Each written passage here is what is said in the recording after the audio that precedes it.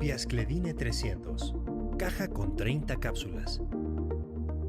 Retrasa la progresión de la OA, reduciendo el dolor y mejorando la movilidad.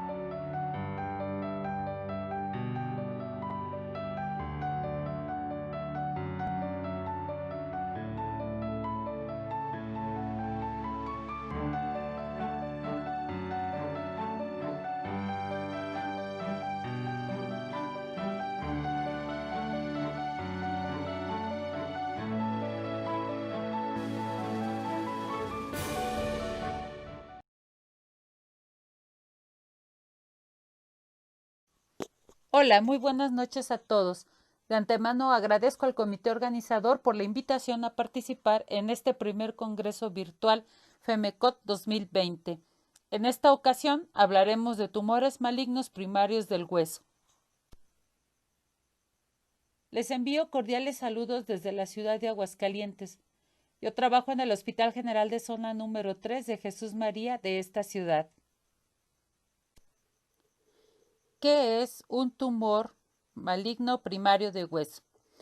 Bien, es una proliferación anormal de las células del hueso que crecen de forma descontrolada y desordenada. Son invasivas hacia los tejidos vecinos y durante este proceso también ocurre la angiogénesis. A través de esos vasos sanguíneos recién creados, envía células tumorales a otras partes del cuerpo y estas son conocidas como metástasis. Debido a que los tumores son muchos y muy variados, en 1972 la OMS creó una clasificación basada en la histología y el tipo de tejido que es desarrollado por el tumor. Los dividió en osteogénicos, condrogénicos y medulares. En 1980, Enneking propone un nuevo sistema de clasificación, en este caso basado en el comportamiento biológico de la neoplasia. Los divide en 3 estadios. El estadio 1 son neoplasias histológicamente de bajo grado. A su vez las divide en intra y extracompartimentales, recordando que la cortical del hueso es el límite natural del compartimento. En el estadio 2 son las neoplasias histológicamente de alto grado, también divididas en intra y extracompartimentales. En el estadio 3 pueden presentarse cualquiera de las dos anteriores y se suman la presencia de metástasis.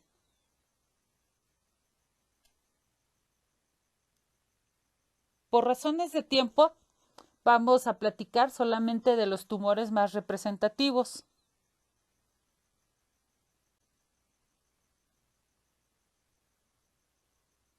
¿A qué se deben los tumores malignos de hueso? Primeramente se ha estudiado la presencia de alteraciones genéticas, estas inducidas por la exposición a radiaciones de tipo iónico principalmente, la exposición de químicos como el bencilo e inclusive se pueden atribuir a virus como el oncovirus. Otra teoría es que se debe a una lesión local previa en el cuerpo del paciente. En relación al cuadro clínico se puede mencionar que el dolor es uno de los síntomas cardinales. El dolor puede ser leve, intermitente e insidioso, o por otra parte puede ser sumamente intenso e incapacitante. Se asocia en un gran número de pacientes al aumento de volumen, puede ser en menor o en mayor grado. Puede presentarse en el sitio donde se está formando el tumor o en la articulación vecina. Si a esto le sumamos la presencia de sinovitis y tumefacción, va a presentar también limitación funcional el paciente. Recordemos que algunos tumores, como el mieloma múltiple, ocasionan lesiones líticas en el hueso. y esto como consecuencia disminuye la resistencia del mismo, por lo cual la posibilidad de fractura es muy alta. En el sarcoma de Ewing y en el mieloma múltiple suelen presentarse también otros síntomas como la fiebre, la pérdida de peso y otros síntomas generales. En relación a la incidencia por edad, podemos dividirlo en dos grandes grupos, en el de los pacientes jóvenes y en el de los pacientes adultos. En el de pacientes jóvenes podemos decir que el sarcoma de Ewing, el 90% de los pacientes suele tener entre los 5 y 25 años de edad, con una incidencia aproximada de 3 casos por millón de habitantes. En el osteosarcoma, el 75% de los pacientes son menores de 25 años y tiene una incidencia de 3 a 4 casos por millón de habitantes, siendo así el segundo tumor maligno de hueso más frecuente. En el grupo de los adultos encontramos que el condrosarcoma suele presentarse entre los 40 y los 60 años de edad con una incidencia de 2 por millón de habitantes. Posteriormente, el mieloma múltiple, el 90% de los pacientes suele tener más de 50 años. Tiene una incidencia entre los 4 y los 5 por cada 100,000 habitantes. Por mucho, ocupa el primer lugar en los tumores malignos primarios de hueso. En cuanto a localización, podemos mencionar que el condrosarcoma y el sarcoma de Ewing afectan el esqueleto axial y el apendicular. En el primero suelen afectar predominantemente la pelvis y en el segundo suelen afectar las diáfisis de los huesos largos, como el húmero, el fémur y la tibia. Sin embargo, el osteosarcoma suele afectar los extremos de los huesos. Afecta principalmente el extremo distal del fémur y el proximal de la tibia. Se localiza en la rodilla el 60% de las lesiones del osteosarcoma. En cuanto a frecuencia, le sigue el extremo proximal del húmero y el proximal del peroné. Y el mieloma múltiple se puede decir que afecta predominantemente el esqueleto axial. ¿Qué parte del hueso suelen afectar principalmente estos tumores? Las versiones convencionales del osteosarcoma y del condrosarcoma suelen afectar las zonas metafisio-epifisiarias de los huesos. Por otro lado, el sarcoma de Ewing y el mieloma múltiple suelen afectar las diáfisis. En relación al proceso diagnóstico, podemos decir que una vez obtenida la información a través de la evaluación clínica y radiográfica, si nosotros observamos que existen datos sospechosos de un tumor maligno, tenemos que solicitar otros estudios, tomografías, resonancias, gamagrama, etc. Esto con el fin de determinar la extensión del tumor en el hueso y la extensión del mismo hacia los tejidos blandos. Por otra parte, también nos sirven para determinar si tenemos o no metástasis. Posterior a todo este proceso, tomaremos la biopsia con fines diagnósticos. Ahora veamos algunas particularidades. Del osteosarcoma se puede decir que radiográficamente se observan imágenes en sol naciente debido al osteoide formado por las células tumorales. La imagen del triángulo de Codman puede ser variable. Recordemos también que en este tumor suelen presentarse lesiones saltatorias en el mismo hueso afectado por el tumor primario. El 80% de los pacientes suelen presentar ya enfermedad metastásica al momento del diagnóstico. Del sarcoma de Ewing podemos decir que radiográficamente podemos encontrar un patrón permeativo mal definido, capas de cebolla y rayos en sol naciente. También recordemos que afecta predominantemente el canal medular y que forma grandes masas tumorales hacia los tejidos blandos. Forma parte de la familia de los tumores de células redondas, entre ellos el neuroectodérmico primitivo y el tumor de Askin. Del condrosarcoma podemos decir que el 90% de las lesiones son centrales. Esto quiere decir que afecta la cavidad medular y debido al diferente grado de osificación o calcificación se pueden observar imágenes en anillo o en bola. Existe también engrosamientos de la cortical y también erosión endóstica de la misma. Recordemos que las células tumorales en este caso producen material condroide y tienen la particularidad de ser quimio ni radiosensibles. La cirugía es el único tratamiento curativo para este tumor. Del mieloma múltiple podemos mencionar que se trata de una infiltración de células plasmáticas malignas. El 80% de los pacientes enfermos suele presentar afección en los huesos. Afecta predominantemente el esqueleto axial. Se caracteriza por la presencia de lesiones líticas sin esclerosis, sin reacción perióstica, y recordemos también las lesiones en sacabocados a nivel del cráneo.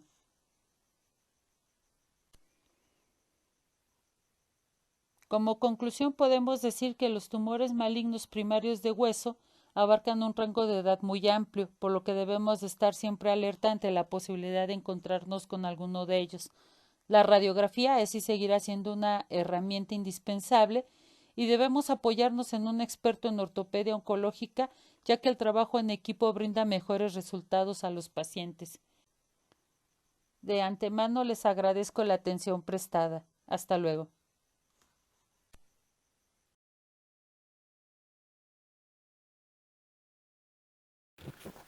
Primer Congreso Virtual Internacional de Ortopedia y Traumatología, FEMECOT 2020. Tumores óseos malignos y su manejo quirúrgico. Cirugía radical versus cirugía de salvamento. Escogí el osteosarcoma como patología para la toma de decisión entre cirugía de salvamento y cirugía radical. Es fundamental aprender y aplicar los conocimientos y la tecnología de los maestros para después poder enseñar. Tuve la oportunidad de aprender del profesor Ilízaro, del profesor Bombelli, del profesor Nilsone y del profesor Kotz. 10 años de cátedra para los residentes del segundo año de la especialidad en ortopedia y traumatología, Hospital de Especialidades Centro Médico Nacional de Occidente, IMSS, aprendiendo de todos ellos. La edad de presentación, menores de 20 años, aunque podemos hacer el diagnóstico en la sexta década. Sexo masculino, mayormente. Etiología desconocida, incidencia en enfermedad de Payet, radiación previa y retinoblastoma.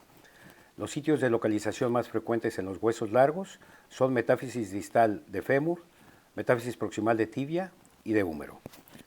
El algoritmo de diagnóstico se basa en el hallazgo de masa en extremidad. Realizamos historia y examen clínico, diagnóstico diferencial, evaluación de tumor primario, radiología regional, radiología de tórax, TAC de tórax, TAC y resonancia magnética regional, laboratorio que incluya química ósea, camagrama óseo para descartar metástasis. De ahí procedemos a la biopsia, donde realizaremos un diagnóstico histológico de sarcoma de bajo grado, sarcoma de alto grado y metástasis. Consideramos como fundamental preservar la vida y subsecuentemente la anatomía, función y la estética. Si vamos a intervenir, requerimos del pronóstico, implicaciones del procedimiento y la terapia adjunta. 1 de cada 100,000 es tumor primario maligno, 35 de 100,000 tumor secundario maligno. Douglas Preacher, Clínica Mayo. El 10% de los casos se presentaban con metástasis en la evaluación inicial. Douglas Preacher, Clínica Mayo. Nosotros intervenimos un promedio de 10 casos por año, con una sobrevida a 5 años del 60%. Oncología Centro Médico. El pronóstico a 5 años con quimioterapia y cirugía de resección, 60-80%, Fukuma, UICC. Sobrevida a 5 años del 70% en tratamiento agresivo, mejorando el pronóstico aún con metástasis. Douglas Preacher, Clínica Mayo. Quimioterapia de inducción. Cirugía sin amputación, pero con quimioterapia no adyuvante, ofrecieron 80% de sobrevida en la Clínica Mayo. La clasificación de Birmingham, publicada en 2017, es un nuevo sistema en la estadificación quirúrgica para el osteosarcoma de alto grado. Se creó en base a 2 puntos. La respuesta a la quimioterapia buena mayor de 90% de necrosis y márgenes quirúrgicos en donde se recomiendan 2 milímetros de márgenes. Simon y colaboradores, Springel y colaboradores reportaron que la cirugía salvadora del miembro no afectó adversamente al pronóstico. Les comentaré algunos casos de manera breve, dado el tiempo. Femenina de 13 años de edad, osteosarcoma, Tumor extracompartimental metaepifisario proximal de tibia izquierda, grado 2B de Henneking. Lesión metafisaria proximal de tibia, en donde vemos esclerosis marcada, no vemos la zona de unión entre el tejido patológico y sano, rayos de sol, un acercamiento de la lesión, la planeación de partes blandas, incluyendo la cicatriz quirúrgica realizada en la biopsia, resección del segmento tumoral, dejando el tendón rotuliano libre, dado que no estaba tomado. Se coloca la prótesis y se integra el tendón rotuliano a la tuberosidad anterior de la prótesis con un injerto de partes blandas. La planeación y la realización. Los movimientos de la paciente. Y aquí es interesante ver el ultrasonido, la integración del tendón rotuliano. Imágenes radiográficas en diferentes proyecciones. Nada.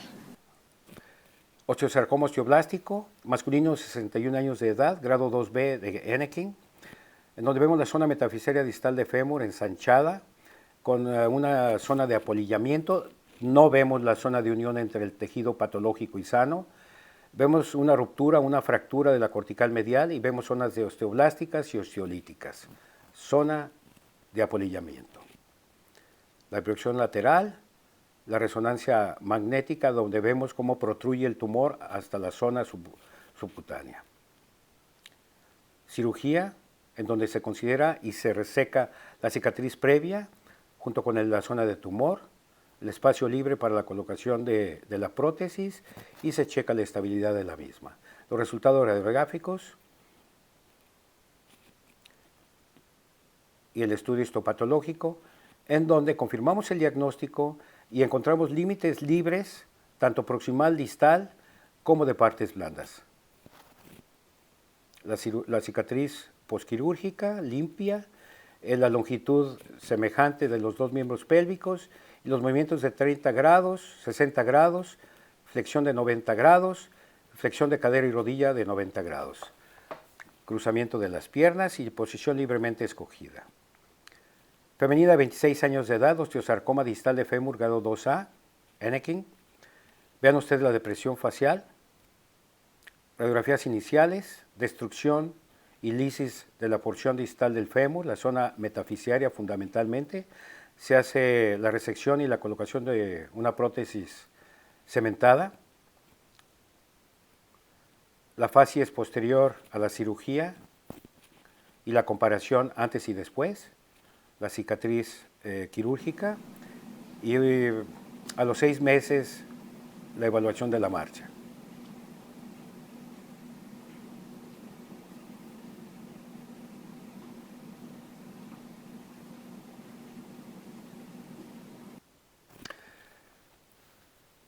Femenina, 19 años de edad, cirugía de salvamento, mayo 2019, osteosarcoma diafisiario distal de fémur derecho. Primera cirugía a los 11 años de edad, resección segmentaria diafisiaria distal de fémur derecho, colocación de injerto óseo en bloque, fijación con placa y quimioterapia no adyuvante. Debido a la fractura frecuente del implante y pseudoartrosis distal de fémur, realizamos la resección del tejido injertado y colocación de un sistema protésica no cementada. Aquí la vemos con los movimientos activos y la prótesis integrada al fémur. Femenina, 15 años de edad, con dorsarcoma indiferenciado de fémur izquierdo, grado 2B, una zona de destrucción masiva en la porción distal de fémur con una lesión saltatoria proximal de fémur, por lo cual la indicación era una prótesis total de fémur. Aquí está la resección completa de fémur con el segmento proximal de tibia, la colocación del componente acetabular constreñido con la anteversión e inclinación apropiada, la prótesis colocada, la radiografía de control y los cambios clínicos. Cuando realizamos una cirugía radical, ya sea una amputación, desarticulación o bipelvectomía, debe de vencer y justificar los cambios, dado que actualmente se considera que la preservación del miembro es muy importante y no cambia en muchos casos los resultados. Aquí les voy a mostrar una hemipelvectomía en donde se usó la parte medial como injerto de cobertura, dado que estaba tomada la parte posterior. Veamos las imágenes. Este es otro caso donde observamos un sarcoma del ilíaco izquierdo que se manejó con una prótesis del ilíaco y prótesis total de la cadera. Para considerar el rango de sobrevida, consideramos el rango de mitosis, el valor de la fosfatasa alcalina, el tamaño del tumor y la metástasis a distancia, Fukuma o ICC. Esto es un rango de mitosis en donde se acorta la sobrevida conforme aumenta este rango. En cuanto a la fosfatasa alcalina, tenemos que mientras más elevada está la fosfatasa alcalina, menos sobrevida el paciente. El tamaño del tumor igualmente, a mayor tamaño, menos sobrevida, y si existe metástasis, también acorta la longevidad. Entender el curso de la enfermedad, predecir la consecuencia individual, seleccionar apropiada modalidad de tratamiento, explicar variaciones en resultado de tratamiento, mitigar la ansiedad, planear una específica intervención terapéutica, son los puntos concluyentes y quiero insistir que el manejo debe de ser individual y la planeación de la cirugía estricta. Gracias.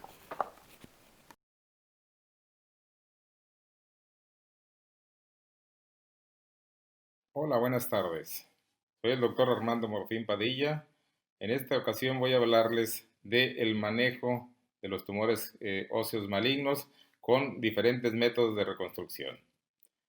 Como ustedes saben, los tumores óseos malignos no son manejo único, requiere un tratamiento multimodal que incluye quimioterapia adyuvante, cirugía y quimioterapia adyuvante y en ocasiones puede requerir incluso radioterapia.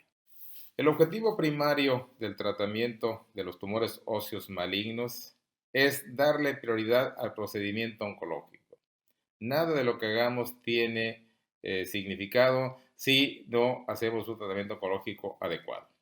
Esto tendiente a preservar la función, a preservar la extremidad cuando sea posible, utilizando los diferentes métodos de reconstrucción que tenemos disponibles y que vamos a revisar de forma rápida en los próximos minutos.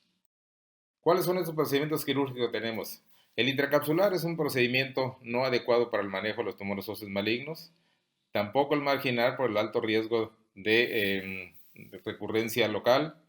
El radical es un procedimiento aceptado en la oncología, pero que no es lo adecuado o lo deseable cuando tratamos de hacer cirugía de preservación. Lo que utilizamos es el procedimiento amplio y que vamos a detallar a continuación de qué se trata. El procedimiento amplio es una cirugía donde resecamos el tumor con una capa de tejido sano alrededor, ya sea el compartimento muscular o el compartimento óseo, tratando de obtener márgenes quirúrgicos negativos. Ese es el objetivo del tratamiento quirúrgico. ¿Qué significa hacer un tratamiento quirúrgico amplio? Es una resección en bloque, como se conoce, donde estamos resecando la cápsula y la zona reactiva, donde disecamos el tejido adyacente normal y dejamos tejido no reactivo y por lo tanto no dejamos neoplasia. Y tenemos la posibilidad de tener metástasis saltantes, por lo que es importante que hagamos estudios de control para descartar esta posibilidad. Decíamos que el objetivo primario de la cirugía es controlar la enfermedad. Para esto hay algunos factores pronósticos a considerar, como es el grado de necrosis tumoral, que mientras más alto sea, mayor probabilidad tiene el paciente de sobrevivir. Los márgenes quirúrgicos, mientras sean negativos, mejor posibilidad tiene el paciente. Y la edad del paciente tiene alguna influencia, aunque no es significativa. ¿Y cuáles son las alternativas de reconstrucción? Tenemos prótesis modulares, tenemos reconstrucciones biológicas, tenemos injertos libres, ya sea cadavéricos o del mismo paciente, injertos vascularizados, que se requiere obviamente un equipo de microcirugía, y no olvidar que este tipo de reconstrucciones son reconstrucciones complejas, que no es para inexpertos, como decía mi profesor Luis Felipe Moreno Hoyos. ¿Cuáles son las ventajas cuando usamos una reconstrucción con una prótesis? Pues que es una reconstrucción inmediata, podemos restituir prácticamente segmentos muy largos, sin problemas, podemos rehabilitar tempranamente a nuestro enfermo, los materiales son resistentes y la mayoría de ellos son biocompatibles. ¿Cuáles son las desventajas? el alto costo que tienen estos implantes, estamos hablando de que cuestan arriba de $10,000 cada una de estas prótesis tumorales, pueden llegar hasta costar hasta los 15,000 o en ocasiones más. Hay poca disponibilidad, el instrumental que se requiere es especial, la adaptación no es biológica, puede haber aflojamiento, puede haber ruptura, puede haber infección y otra serie de problemas que se presentan que el cirujano debe conocerlas. Y obviamente el paciente, los riesgos que esto conlleva. Algunas imágenes de estos casos. La artropatía no convencional la utilizamos básicamente o se está indicada en pacientes que tienen algún tumor en alguna extremidad y que es factible de la resección amplia y la reconstrucción con un tipo de implante de estos que estamos hablando. Aquí está el caso de un masculino de 17 años con un osteosarcoma de tibia proximal, donde observamos la lesión blástica con destrucción de la cortical medial de la tibia, dentro todavía de la tibia una buena porción. Los estudios de imagen demuestran la afección del hueso y la afección de los tejidos blandos. Este paciente tuvo una excelente respuesta a la quimioterapia. Pudimos hacer una resección de 20 centímetros de tibia proximal después de la disección del hueco popliteo. Aquí está la pieza quirúrgica y la prótesis ya colocada y rotación de colgajo de gemelo medial para cubrir la prótesis, porque si no se cubre esta prótesis, lo más seguro es que se va a exponer y va a terminar infectándose y va a terminar siendo un fracaso. Entonces esto se tiene que hacer en todas las prótesis de tibia, hay que rotar colgajo medial. Bien, la cirugía de rescate no está exenta de complicaciones, ya hablábamos de algunas de ellas. Podemos hablar también de la lesión neurovascular que puede presentarse operatoriamente y que va a requerir la reparación si es factible, el aflojamiento que puede ser temprano o tardío, la ruptura, la infección y a lo que más le tememos es la recidiva local. Las fracturas de alguna manera pueden manejarse, pero también pues, es importante que el enfermo lo sepa. Dos casos rápidamente, un femenino de 17 años de edad con antecedente de haber sido sometido a una infiltración por una lesión del tobillo, 4 meses de evolución, dolor en el tobillo, poca o nula respuesta a la infiltración. Después de la infiltración fue que le tomaron radiografías y observaron una lesión en la tibia distal, fue que le enviaron a oncología ortopédica.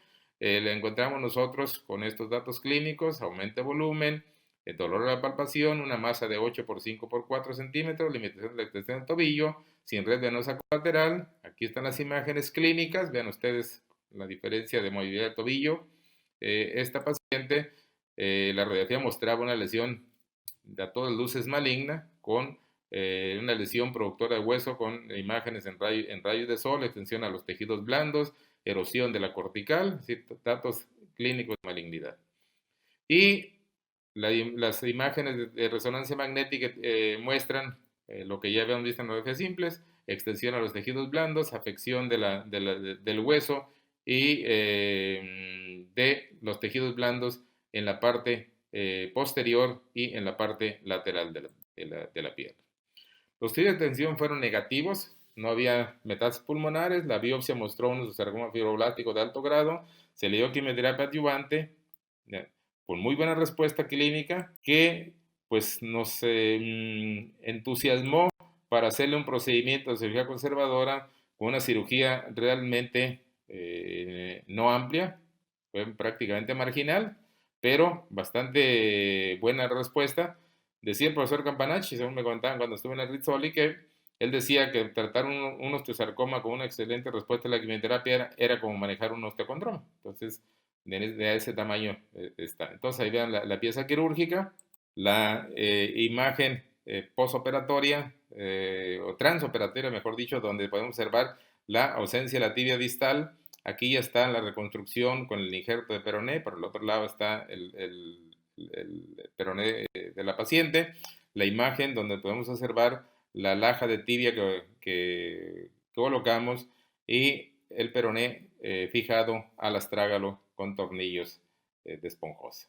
Aquí podemos observar a esta paciente, no fue miel sobre hojuelas, nos hizo una pseudoartrosis que hubo necesidad de ponerle más injerto, tomar el peroné proximal, voltearlo y actualizarlo al tobillo. Lo logramos la consolidación, o vean ustedes después, años después, ya pacientes, La paciente hizo metástasis pulmonares a los 3 años, se hizo cirugía, se controló y evolucionó satisfactoriamente. Actualmente tiene 18 años, está viva y hizo 2 carreras y se acaba de casar hace un par de años. Vean ustedes la imagen del tobillo moviéndose adecuadamente a través de la subastragalina y el medio pie.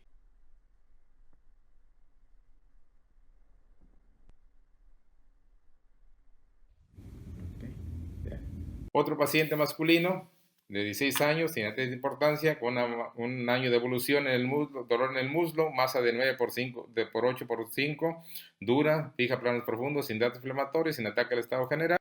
Con esta imagen, a todas luces de una imagen de un tumor maligno, con erosión de las corticales, afección de tejidos blandos, la resonancia magnética comprueba esta afectación, la tomografía igualmente muestra la agresividad de la lesión.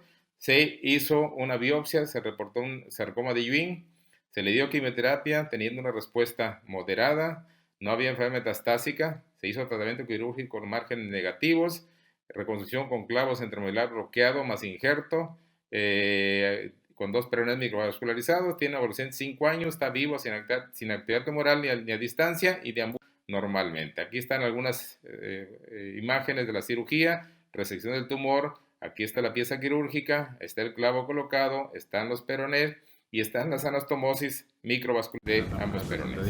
Aquí una evolución a las 14 semanas donde observamos ya integración parcial del peroné y clínicamente el paciente haciendo actividad física con apoyo parcial. Ahí lo pusimos a hacer sus sentadillas.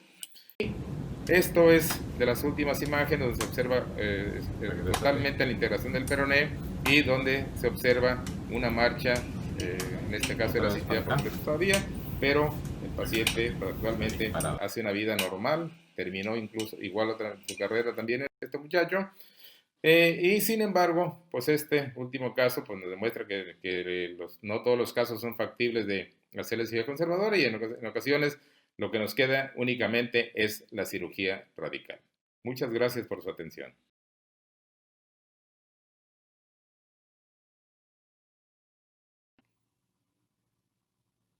Buen día, gracias por la invitación. A mí me corresponde hablar sobre cómo elegir tratamiento en pacientes con enfermedad ósea metastásica. Antes que nada, debemos tener en cuenta que la enfermedad ósea metastásica es el proceso neoplásico más común que afecta al sistema esquelético y en frecuencia, se sitúa en tercer sitio, únicamente después del pulmón y el hígado. A nivel esquelético podemos encontrar desde un cuadro silente en el cual la lesión se descubre en el transcurso de un rastreo de rutina o en el otro polo, bajo el escenario de una fractura patológica. La detección temprana y un tratamiento adecuado pueden limitar el dolor, reducir la discapacidad y prevenir complicaciones tan severas como la hipercalcemia, las fracturas patológicas y la compresión medular. La enfermedad ósea metastásica se considera como el mayor contribuyente al deterioro de la calidad de vida de los pacientes con cáncer y un claro entendimiento de la expectativa de vida de los pacientes con metástasis óseas es de gran ayuda para prevenir errores y fallas en el tratamiento. Algo sumamente importante, individualizar para poder tratar. Entre las situaciones que debemos considerar durante el proceso para individualizar al paciente, debemos tener en cuenta el sitio del tumor primario, el estatus funcional del paciente, la existencia o no de metástasis viscerales, así como alteraciones en los parámetros de laboratorio y en relación a la metástasis esquelética, el estatus, localización y patrón radiológico.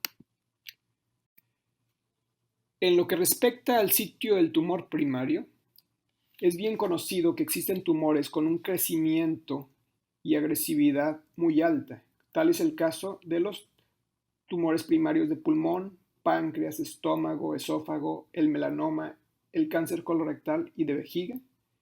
Existen otros tumores con un crecimiento intermedio, como en el caso del cáncer de riñón y de útero.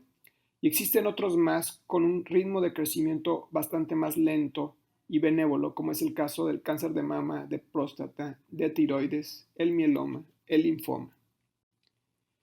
En relación al estatus funcional del paciente, existen varias escalas, entre ellas las más conocidas son el Karnofsky inicialmente y a últimas fechas el ECOG, los cuales nos ayudan a establecer las condiciones generales en las que se encuentra nuestro paciente y así poder decidir a qué tratamiento podemos llevarlo.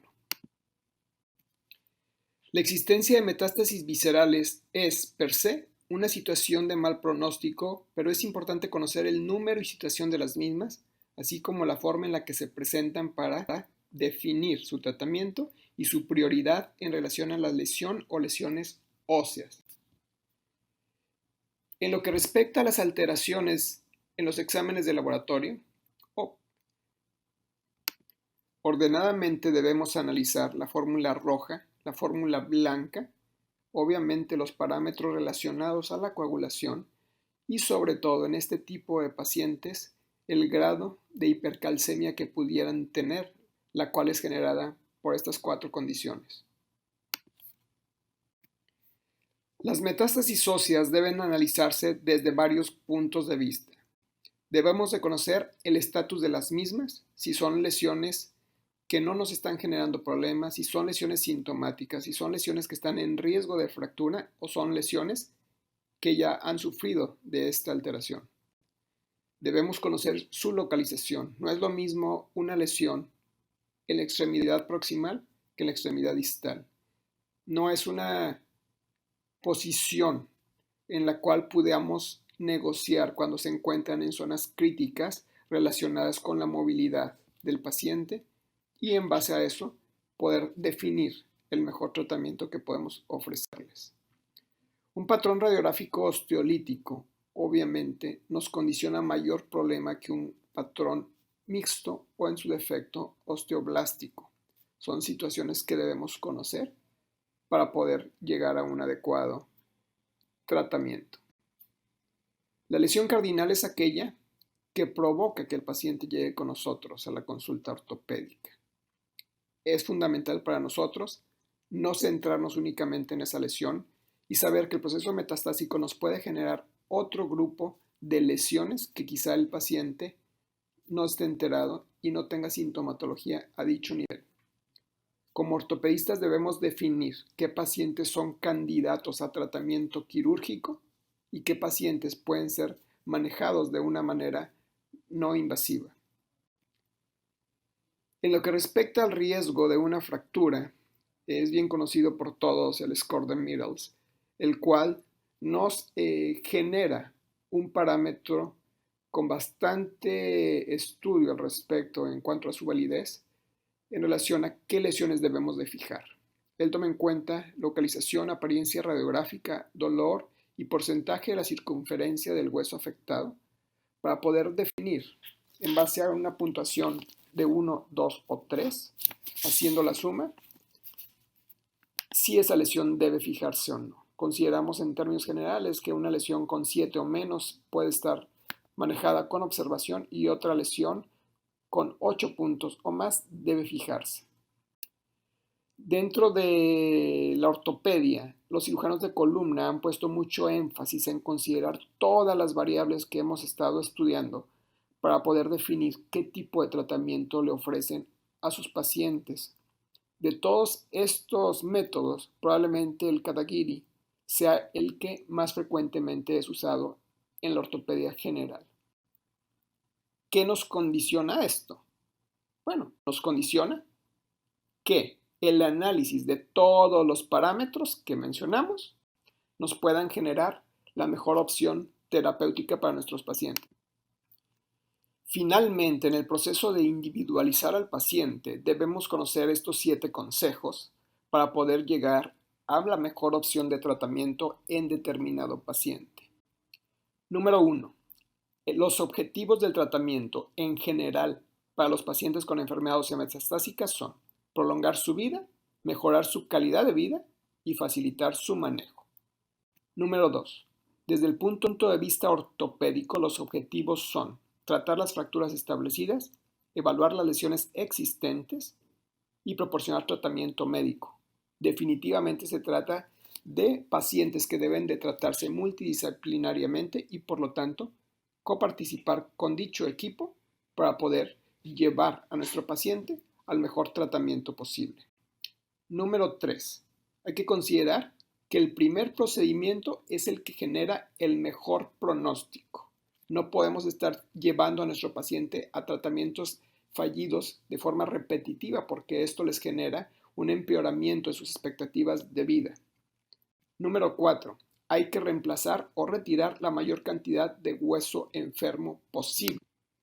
Esto es particularmente importante en pacientes con metástasis únicas, sobre todo de origen renal o de origen tiroideo. Número 5. Es preferible una sustitución protésica que una fijación interna. Si bien podemos tener buenos resultados con una fijación interna con placa, en muchas de las ocasiones estas fallan y si existe la progresión de enfermedad, después tener que llevar a nuestro paciente a un segundo procedimiento quirúrgico, como estos casos que le estamos presentando.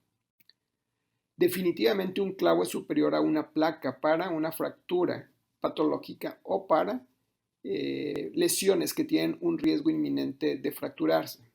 Sin embargo, la progresión de enfermedad, así como en los casos que vimos con las placas, también puede ocurrir con un clavo.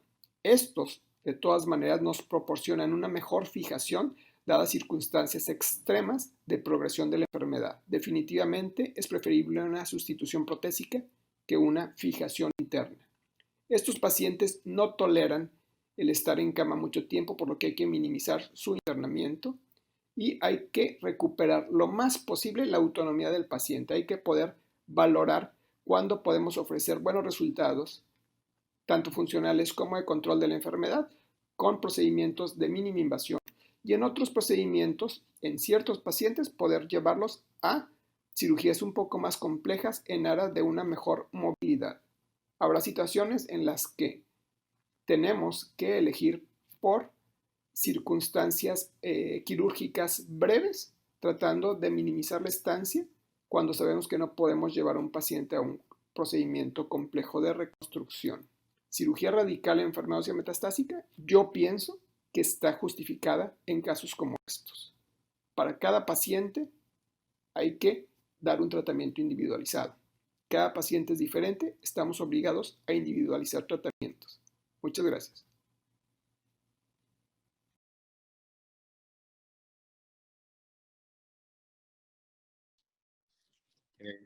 Gracias a todos por su participación. Voy a hacer algunas preguntas a cada uno de los ponentes, algunas para puntualizar algunas cosas. Empezaría con la doctora María Teresa González. Tere, de los tumores primarios, óseos primarios, ¿cuál sería el que tiene un comportamiento más impredecible, de los más frecuentes? Pues el osteosarcoma. En la experiencia que yo he tenido, hemos visto casos en donde inclusive hay pacientes que han tenido tumores de células gigantes y posteriormente desarrollan osteosarcomas. Tumores que prácticamente les das quimioterapia y no hay respuesta alguna. Entonces, yo, desde mi punto de vista, yo considero que el osteosarcoma es el que tiene un comportamiento más impredecible. Te pregunto porque alguna vez escuché al doctor Mankin que preguntó en Bolonia en un curso, ¿cuál es el más impredecible? Dice, del osteosarcoma sabemos mucho, del sarcoma de Ewing más o menos sabemos algo, pero del que no sabemos es del condrosarcoma. Ese se puede comportar de una manera muy abigarrada y que realmente es un dolor de cabeza cuando se maneja. Pero bueno, cada quien tiene la experiencia, pero eso lo mostró el doctor Mankin.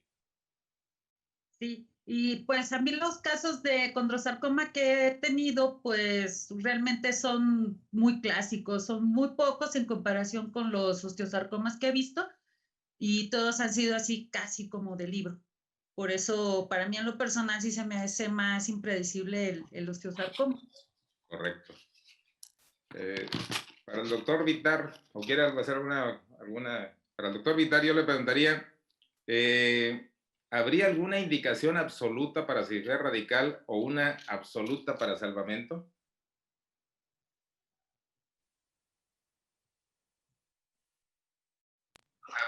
Yo creo que es muy importante la pregunta esta y volvemos a los comentarios de cada uno de los ponentes, me incluyo. debe de ser manifestado muy particularmente en cada caso, porque para poder decir los casos que son para amputación o desarticulación o cuadrantectomía, si hablamos del miembro superior, tendría que ser muy específico y tendría que hablar de varios parámetros, como sería el crecimiento rápido en un niño, que va a medirse desde el punto de vista clínico, que vamos a medir también con la fosfatasa alcalina para ver los índices de crecimiento, que son factores predictivos.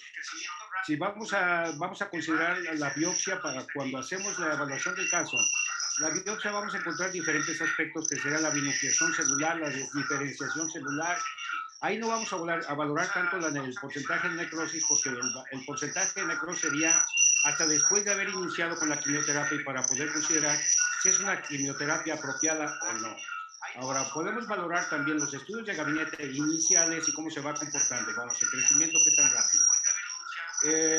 Vamos a valorar también la localización, si hay afectación neurovascular, si está incluida la parte arterial dentro de la tumoración, como sabemos que es el lecho que va a nutrir la lesión. O sea, son varios parámetros, y si hacemos una resección segmentaria o como dando la posibilidad o la oportunidad, si hacemos una resección segmentaria, ahí es donde podemos valorar si la quimioterapia va a ser apropiada y va a funcionar el procedimiento salvatorio en este caso. Dependerá de cada caso. Lo que sí es que en mi consulta no los veo a mis pacientes que llegan ya con ulceraciones cutáneas, con proceso séptico, en donde ya bien lo mencionaba el doctor que me antecedió, que son casos en los cuales, de hecho tú presentaste algunos casos así, en donde ya no hay forma de poder salvar, es evidente, es criterio médico, a pesar de tu mayor buena voluntad y que tengas el soporte para poder sacar a ese paciente adelante, si lo haces mínimo, estás acabando quizás con la posibilidad de la vida. Que lo puse como puntos claves, que primero buscar la sobrevivencia y después vas a ver el aspecto anatómico, la funcionabilidad y como último recurso la estética. Yo creo que cada caso debe de ser manejado individualmente. Tenemos un margen un poco más amplio que lo que teníamos hace algunos años. Hace 12 años justamente tuvimos una reunión de varios médicos, fueron 4 de 4, o sea, 4 temas, 4 médicos, en donde hablamos de cuáles eran los puntos de salvamento. Creo que hemos ampliado un poco más por la quimioterapia que manejamos ahora, ha venido a aclarar un poco o un mucho más la situación. Tratamiento y manejo específico. Yo creo que los casos que presentaste al final de tu última imagen son casos en donde no hay duda de que son casos, lo podría traducir eso en palabras: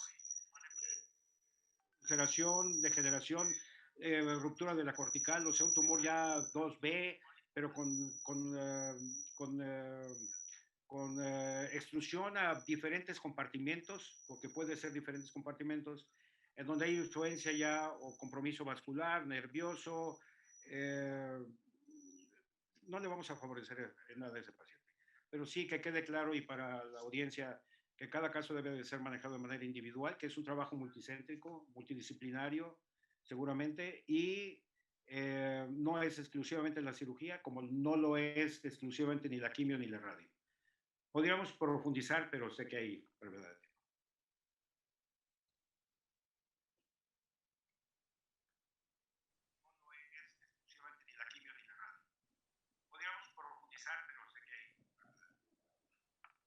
Doctor Armando, parece que tiene apagado su micrófono. Preguntaba que sí, ¿qué parámetros tomar en cuenta para decir, este paciente con metastásica le voy a hacer tal tratamiento o tal? ¿Qué es lo más importante valorar en esos casos de pacientes? Tenemos que valorar parámetros tomar en cuenta para decir, este paciente con metastásica le voy a hacer tal tratamiento. Está prendido el YouTube de alguien y no permite que se escuche. Está interfiriendo. ¿Ok? Ok, adelante. ¿Qué parámetros? Bueno, pues definitivamente tenemos que considerar el estatus del paciente, tenemos que considerar la localización de la lesión, tenemos que considerar su estado general y en base a todo eso definir. No es lo mismo un paciente con una lesión única que se encuentra en buenas condiciones, con una escala funcional buena, en la cual podemos ofrecerle un procedimiento de resección amplia con reconstrucción compleja, donde estamos esperando una sobrevida adecuada, a un paciente en el cual lo encontramos en malas condiciones, donde sabemos que además de la metástasis por la cual llega con nosotros, tiene más metástasis, que se encuentra con parámetros de laboratorio muy alterados. Bajo esa circunstancia tratamos de resolverle el dolor, la facilidad para su movilidad, con el procedimiento menos invasivo posible para que finalmente podamos tener mejores resultados. Si a un paciente que tiene una lesión en fémur proximal, pero se encuentra en malas condiciones y le hacemos una resección amplia con una artroplastía, en muy pocos días el paciente va a regresar luxado. No, la musculatura no nos va a ayudar y obviamente pues es volver a operar al paciente. De ahí que debemos de valorar. En muchas ocasiones es mejor tomar la decisión de hacer un procedimiento de Girlestone, por ejemplo, donde fácilmente el paciente se puede movilizar, le vamos a descomprimir, le vamos a quitar el dolor, que irnos por un procedimiento más agresivo en aras de una movilidad que obviamente ese paciente no va a poder disfrutar.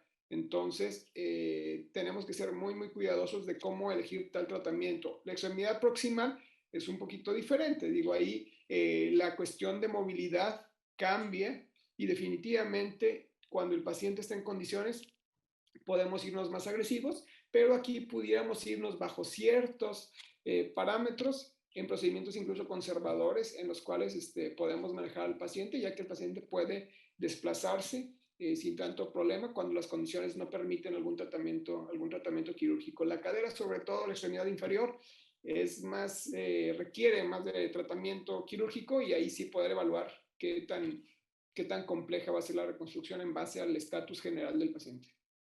Ok, gracias. Bueno, aquí nada más, este es un caso que tengo ahorita en la mano, o sea, que les gustaría escuchar la opinión de ustedes. Paciente, 52 años, con riñón único, con un tumor del polo inferior y con una metástasis a la diáfisis de la tibia distal. El paciente está en excelentes condiciones, pero pues ahí, ¿qué ofrecerle? Un caso como ese. Me parece que si es lesión única, ósea, y está en buenas condiciones el paciente, se puede ir sobre la resección amplia. El problema es que tanto le van a poder respetar el riñón porque está tomado el polo inferior y a lo mejor detectar medio riñón. Pues la cuestión ahí está en que si la lesión le está impidiendo todo tipo de movilidad, digo ahí pues realmente en esa localización no podría ser factible más que ponerle una inmovilización. Quizás si está fracturado en riesgo inminente de fractura, entonces va a ser una inmovilización muy larga que obviamente nos va a postrar a ese paciente en forma definitiva si no actuamos de una manera quirúrgica como una resección amplia, por ejemplo. Digo, una fijación con placa, con clavo, bueno, pues ahí digo, ya ahí sería una cuestión donde la invasión quirúrgica es menor, pero pues realmente la resolución del problema va a continuar y si estamos partiendo de que es un paciente, como mencionaba, en buenas condiciones generales, pues realmente ahí sí habría que valorar. Ahorita, por ejemplo, una prótesis diaficiaria, pues te resuelve el problema inmediatamente. Correcto, de acuerdo. Bueno, casi estamos por concluir. Quisiera más aquí en unos cuantos segundos que cada uno de nosotros resumiera su plática dejando algún mensaje para la auditorio. Tere. El micrófono, Tere.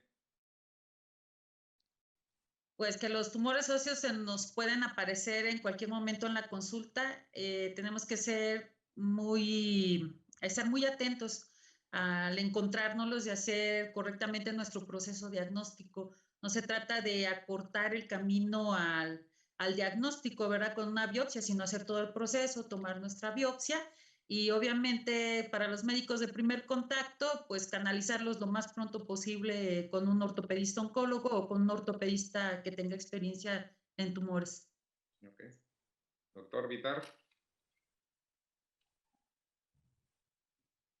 El micrófono. Para mí es muy importante y siempre lo he comentado cada vez que tengo la oportunidad. Es bueno prepararnos mejor para poder servir mejor. ¿Qué quiero decir con esto?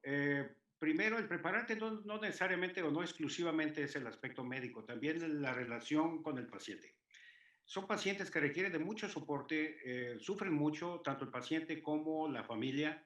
En mi plática quise presentarles antes y después cómo se veía en muchos de los casos el paciente, porque es muy evidente la depresión y la tristeza que vive este tipo de pacientes.